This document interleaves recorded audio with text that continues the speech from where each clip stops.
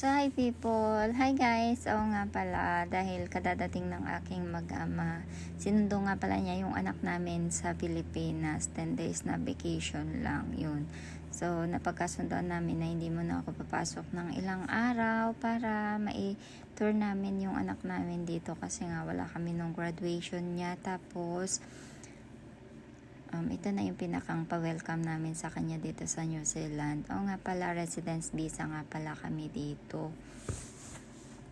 Punta nga pala kami dito sa Hobbiton Movie Set. Matatagpuan nga pala to sa Mata Mata. So, habang naghihintay ka nga pala dyan, pwede kang magpa-picture. Meron dyan yung talagang papicturan para naman may remembrance ka dito pa lang sa pinakang entrance. So, yung ticket nga pala namin, ang ticket nga pala dito, pwede kang mag-book online at pwede ka rin namang hindi mag-book online. Pwedeng on the spot. Tapos sila na yung magbubook sa'yo tapos magbabayad ka. Ang binayaran nga pala naming tatlo, $222. So, yun. Habang naghihintay kami, dyan muna kami, nagpa-picture muna kami dyan para naman meron kaming na family, diba? Family picture. Tapos yun, lang ng video. Ang alis nga pala namin is 9:30. Dun nga pala yung departure sa Kayan. Bali, isang group nga pala kami dun sa bus. Tapos may kasama nga pala kaming tour guide. Bali, ang dami nga palang pumupunta nitong time na to kasi napakaganda nga naman ng araw kung makikita nyo nga naman, 'di ba? So, yun, 9:30 nga pala yung oras namin. So, yan, parang din, eroplano ba? May departure area talaga sila. So, isang set kami, tapos isang group kami, sakay kami dyan sa bus. Yung kompleto yung seats niya para naman ganun siguro yung talaga nila. Bali by group siya. Tapos may kasamang tour guide. So yun. Tapos doon nga pala pag bibili ka ng ticket, meron silang ibibigay na map. Yan. Mapa nga pala yan. Tapos yung team niya para talagang yung doon talaga siya yung nasa movie talaga. So, 'di ba, pati yung yung bus Hobbiton, ang lakas maka-dahabit. Para kang nandun talaga sa movie, 'di ba? So, buo 'yan, kompleto kami, puno yung bus. Bali, isang group kami, tapos may kasamang isang tour guide. May mga nakasabay nga pala akong mga Pilipino diyan. So, humiwalay ako dun sa aking mag-ama, pero syempre pinili ko dun ako sa bintana. Parang ako talaga yung bata, ako yung nasisiyahan. Yung kasama namin na bata, ang hirap pasayahin ba? So, yun, paalis na kami. Ito yung place niya dito sa yung may parking dyan. Pwede kang mag-park.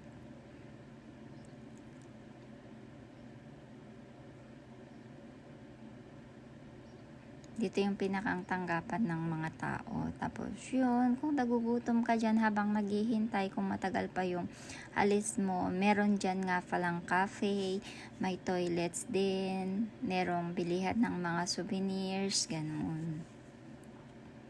So yun, eto nga palang, habang nasa bus nga pala kayo, yun, yan nga pala yung director ng Hobbiton. The Hobbit. Tapos nung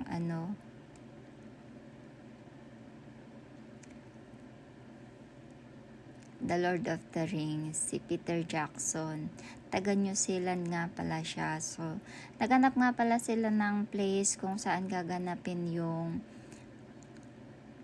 movie. Nahanap nila tong pag-aari nga pala tong farm na to, sheep farm siya, nahanap nga pala nila to. Ito pag-aari nga pala to ng Alexander family.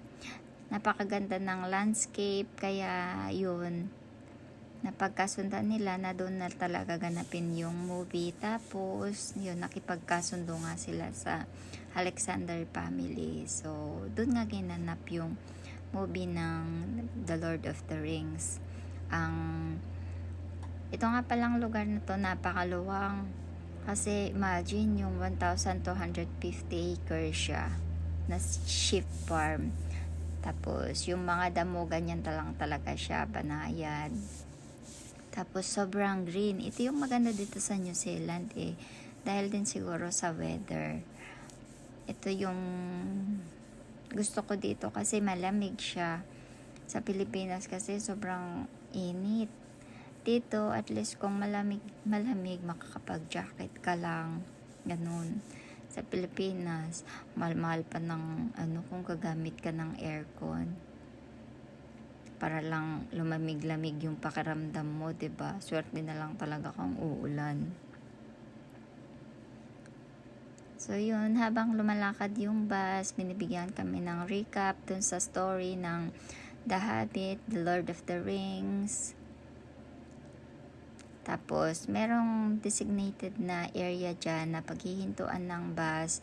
Tapos, yun, i-group kami na maglalakad papunta dun sa doon sa mga habit holes. At syempre, habang naglalakad, yung tour guide namin, nagbibigay siya ng mga kung saan ginanap yung ganito, kung ano yung mga ganito, ganun. Tapos, syempre, bago kami pumasok dyan, binigyan din kami ng mga, may mga rules din sila. Syempre, bawal tapakan yung mga damo. Para nga naman, conserve nila yung greenery ng place. May pinakamakikita ka lang na pinakang nadadaanan ng tao. Syempre, doon ka lang dumaan. Tapos, bawal kang humawak doon sa mga nasa habit holes na ganyan. Hindi po pwedeng manghawakan yung mga naka-display para syempre mapanatili nila yung pinakang natural nung dun sa set, ganun. So yun, nahagip si ate ng camera. Yun yung aming tour guide. Diyan nga pala yung mga gulay dyan, totoong mga gulay daw yan.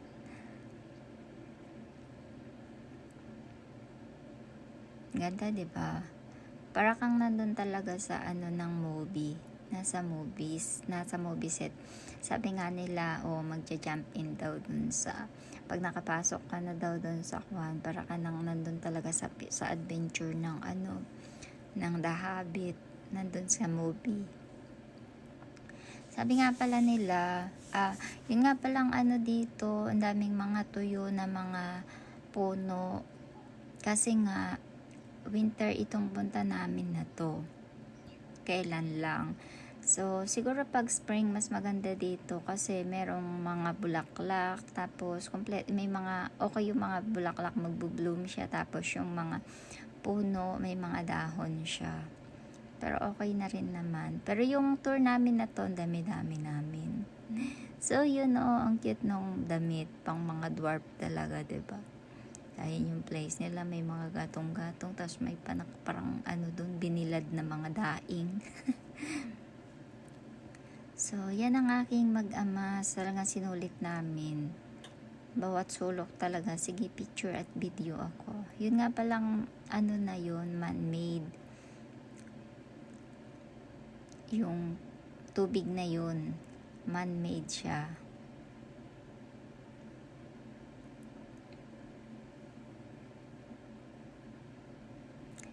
Ito nga palang na to, sa meron siyang 44 na habit holes.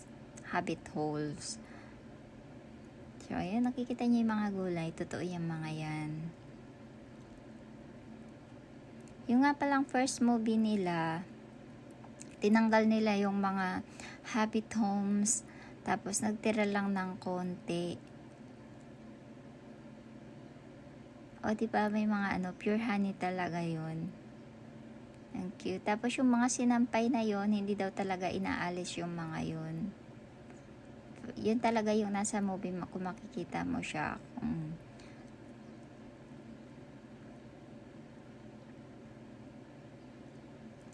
So yun, 44 na Habit Homes nga pala to. Tapos tinanggal nga pala nila yung yung Habit Homes nung una. Tapos nung bumalik sila at gagawin ulit yung movie, yung trilogy ng The Habit, pumayag yung Alexander family, pero ang kasunduan, ikikip nila at hindi i-demolish yung mga Habit Homes. Tapos yun nga, inopen nila for para sa public, 'di ba? Ang ganda din ng ano nila, kasi nung sikat yung movie, kaya dinadayo din talaga ng mga turista.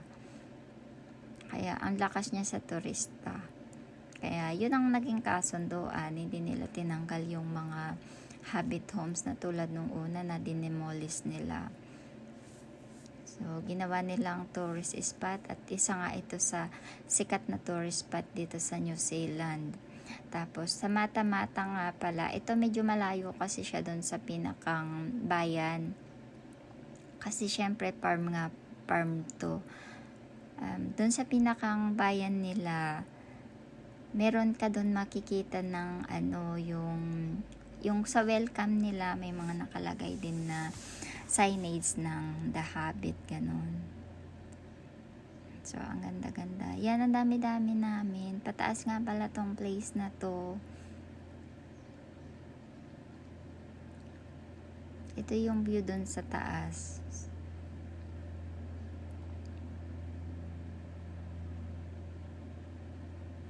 Sobrang napaka-green niya.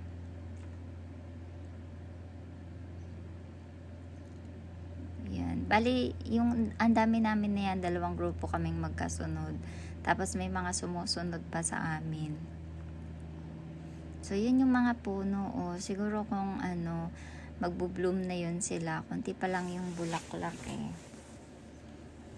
Diba? Ang cute. Meron yung parang ng kalesa, ganyan.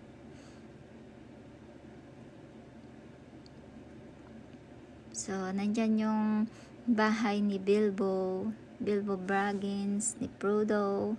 Tapos yung bahay na pinasok ni Gandalf nung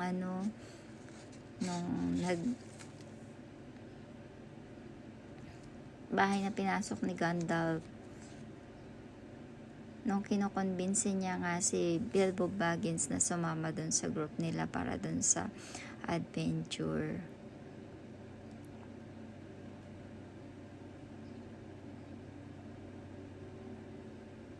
So, may mga kasama kaming mga Pilipina. Ayan sila ate. Tsaka si nanay.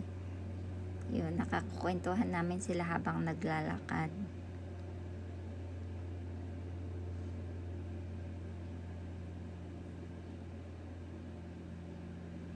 Yan na yung sa sa taas.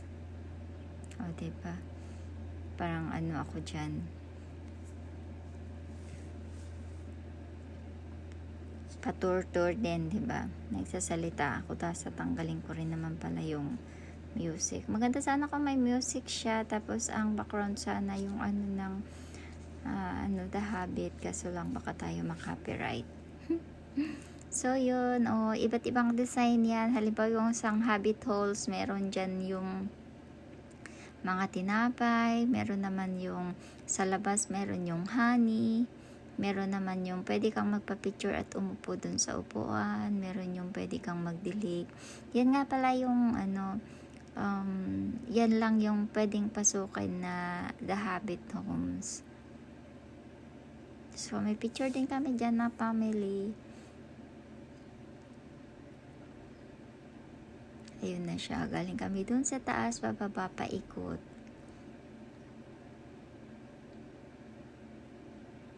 So, yan.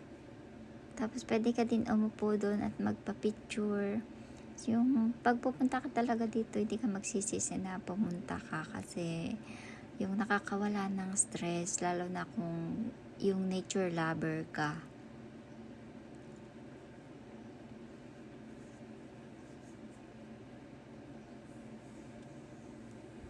Nung nasa bus kami, habang tumatakbo yung bus, meron yung tunog, yung yung team ng team song ng yung The Habit. Tapos habang umaandar yung bus, yung talagang parakang tapos pinapanood nila yung may mga movie silang pinapakita. So yan yung bahay ni Bilbo Baggins. Walang laman yung mga ano na yan, bahay. Kasi parang yan lang yung sa labas niya. Pero yung sa set ng loob, iba na yung pinapakita nila. So yan, napakaluwang, 'di ba? Tapos doon nga pala sa bago ka maglakad dyan na pumunta, meron din doon umbrella para in case na umulan, meron kang magagamit habang nagtutour. So, for the lakad talaga kami dyan at yung kasama naming bata ay nagre-reklamo na. So, yun. Iba't ibang lahi yung kasama namin. May mga Koreans, may mga Chinese. Parang, di ko alam kung meron ding locals kaming nakasabay. So, yun. Meron din ganyan na pwede kang kunyari nagdidilig-dilig, diba? So, pwede kang umupo dun sa harap ng bahay, magpa-picture.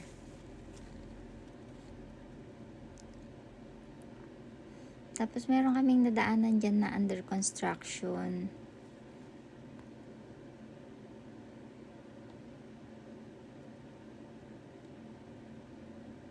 O, diba? Si hubby naman yan. Pa-picture naman. Dahil ayaw na nung anak namin nagpapapicture at nagpapapideo. So, yun. Sabi namin siya na lang ang mag-video at mag-picture. Kami ang nagsaya.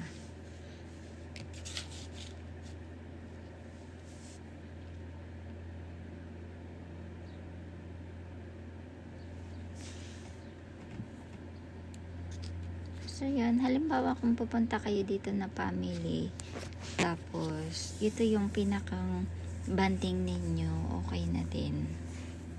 Lalo na kami, matagal yung anak namin na hindi namin nakasama. Kaya yun, ito yung pinakang banding namin. O, diba? Yan, pwede kang umupo dyan at magpa-picture. Ang cute ng bahay, no? Tapos yung mga ganyan, pwede din daw buksan at tingnan yung nasa loob. Pero syempre, wala namang laman. Etchos lang. Tapos, ang ganda ng flower na yun. Siguro kung spring talaga, yun, nagbo-bloom talaga siguro siya. Lahat. Ayun, ang ganda. Parang sakura yata yun.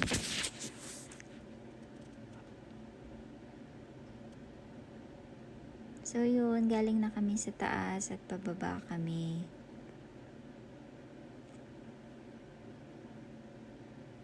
Napakaluwang na farm, 'di ba?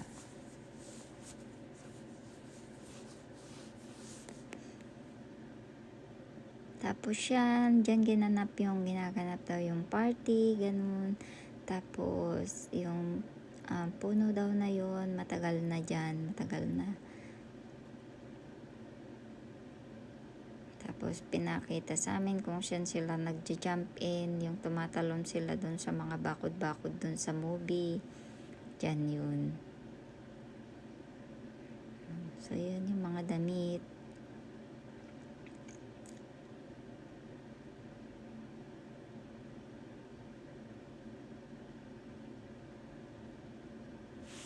Siguro kung uulit akong pupunta dito, gusto ko talaga ulit na pumunta.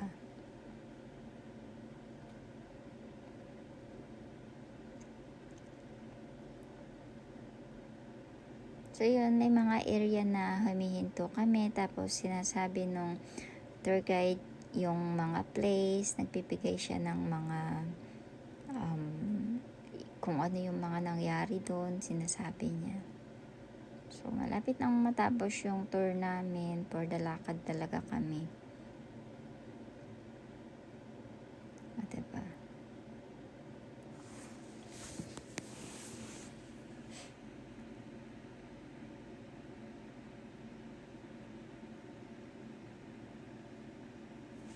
maganda dito yung pupunta ka tapos napakaganda ng camera mo, tapos magaling yung cameraman para makuhanan talaga yung mga magagandang place.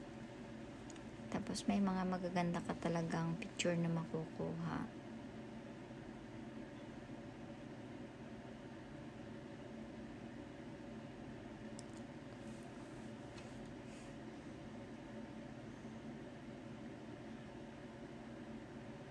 Oh, yun ang aking mag-ama. So, yan, ito yung pinakang banding namin na una. Kasi pagdating nila, pahinga lang ng isang araw. Tapos yun, go na kami dito. 6 hours nga pala namin tinravel to mula dito sa para Umo Beach hanggang sa Mata-Mata. Diretso yun. So, matyaga si Mister na nag-drive para sa aming baby damulag.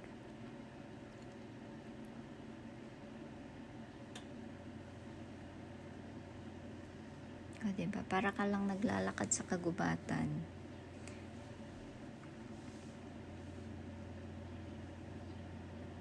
Nauna na sila. Siyempre ako busy pa sa kakukuha ng picture at video. Kaya yun, nandun na sila. Ako nandyan palang palakad-lakad. So, malapit na tayo dun sa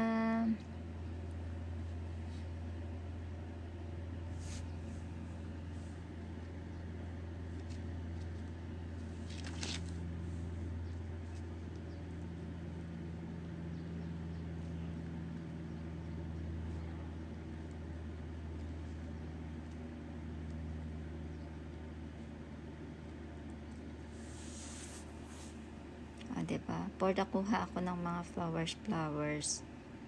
Ito nga pala yung tinatawag nila na the Green Dragon. Yan nga pala sa Green Dragon na yan, pwede ka dyan kumain, depende yata sa tour na kukunin mo. So yung kinuha namin, lang yun, for the tour lang talaga. Tapos meron nga pala dyang free drinks, meron yung ang kinuha lang namin yung, pero syempre kasama na yun dun sa dun sa binayaran namin na ticket, yung ginger beer. Ang sarap niya, gusto ko siya.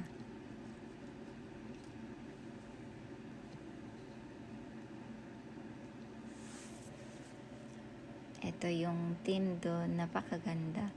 Lalo na siguro pag may bulaklak o dahon yung mga puno. O, diba? Para ka talagang nandun sa movie. Ayan. Ito nga pala yung loob nun.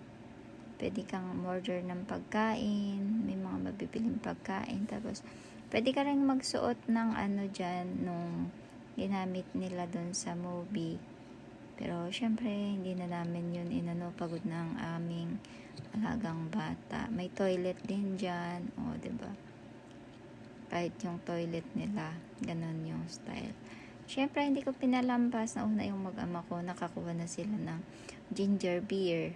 Tapos yun, sabi ko dun sa asawa ko, samahan niya ako. Nanghingi daw ako, meron daw free, kaya yun, kumuha ulit ako. Tapos, ang bait naman ni Lolo. Tapos yun, nagpa-picture pa ako dun sa loob. Nakita niyang binibidyo kami, tapos may picture, sabi niya punta daw ako sa loob, kaya yun, sige, for the go. Oo nga pala, isa nga pala dito sa New Zealand yung maganda, yung kahit na matatanda na as long as kaya mong magtrabaho, pwede ka pang magtrabaho, walang discrimination dito. So ito yung labas.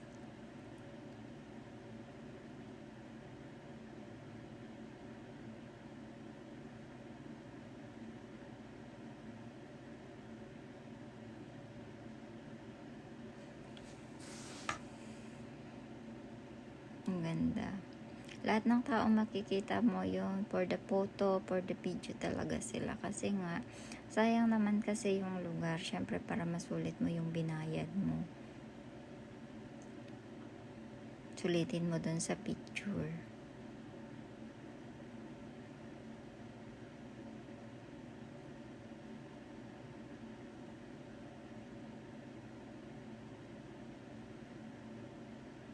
Sabi ng asawa ko, aalis daw kami. Pero syempre, ayan pa, humirit pa ako ng isang video kasi ang ganda oh. Parang para kang nandun sa old castle pag dito ka sa ganito nakatira, 'di ba? Imagine yung restaurant na ganyan ang theme. Ang ganda.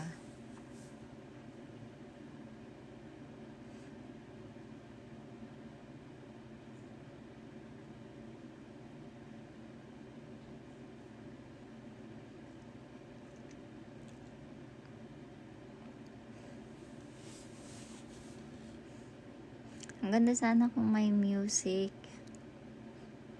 Kaso bawal eh. Baka tayo makopyright. So yan. For the talk-talk muna tayo.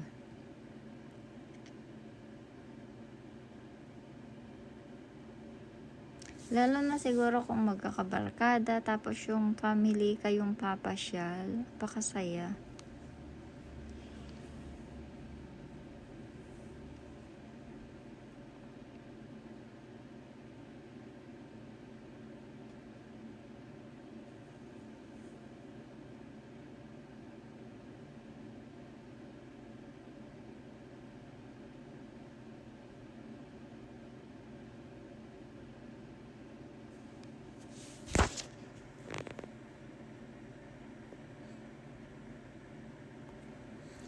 So yun, palis na nga pala kami dahil tapos na yung tour. Yan, inipon na kami. Tapos meron nga kaming natanggap na ayan, pinakang souvenir namin, yung baso. Man-made daw yung baso na yan. Bawal siyang ilagay sa microwave. So yun, pabalik na kami.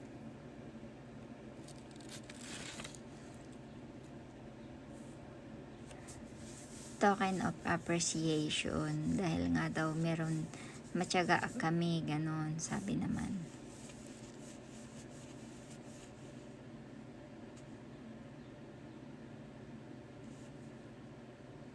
Yan, for the lakad na naman kami. Tapos yun, may nadaanan pa kaming ganyan doon, no? May parang isda. Tapos yan, sinabi na sa amin na yung mga na yan, nakatanim, mga totoo talaga siya. Totoong mga gulay-gulay. So yun, dun sa movie kung makikita nyo, meron yung may mga busy-busy sila. Diyan yun. May mga kanya-kanya silang ginagawa. So yun, tapos na yung tour namin. Tapos pumunta na kami dun sa bus.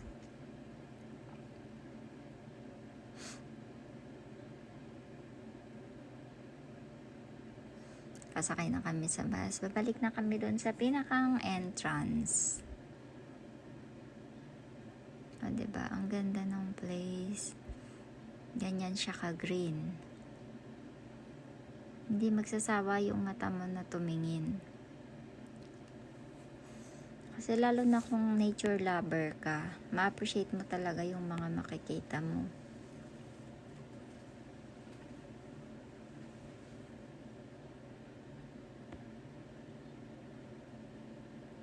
So yun, 6 hours na biyahe namin. Sobrang solid naman.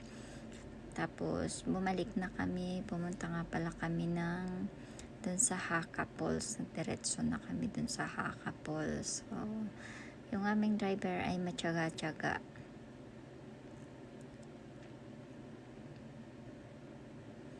So, dun nga pala sa entrance, pagbaba namin, kumuha kami ng mga souvenir.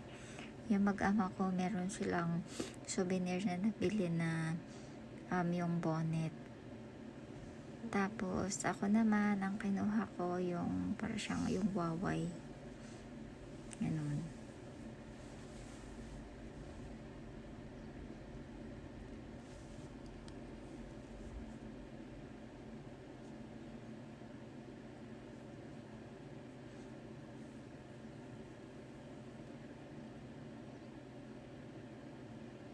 Ito yun. Diyan ka pwedeng bumili ng mga souvenir. Ang ganda, no? So, yung mga mahilig mga collection dyan, dito nyo makukuha yung mga totoong mga ano na pwedeng i-collection dyan. Lord of the Rings, The Hobbit. Yan, mga yan. May mga mugs, may mga damit, bonnets. Yan, diba? May mga toys, may mga drinks, baso. Yun, ganyan yung kinuha ko. Tapos yun naman yun sa mag-ama ko, diba?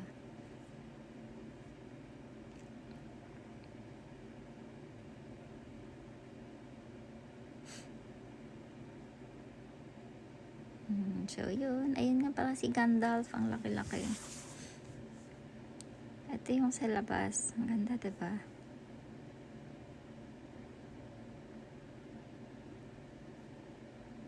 Yan, may mga toilets dyan, may mga pwede kang pagupuan, cafe kung nagugutom ka,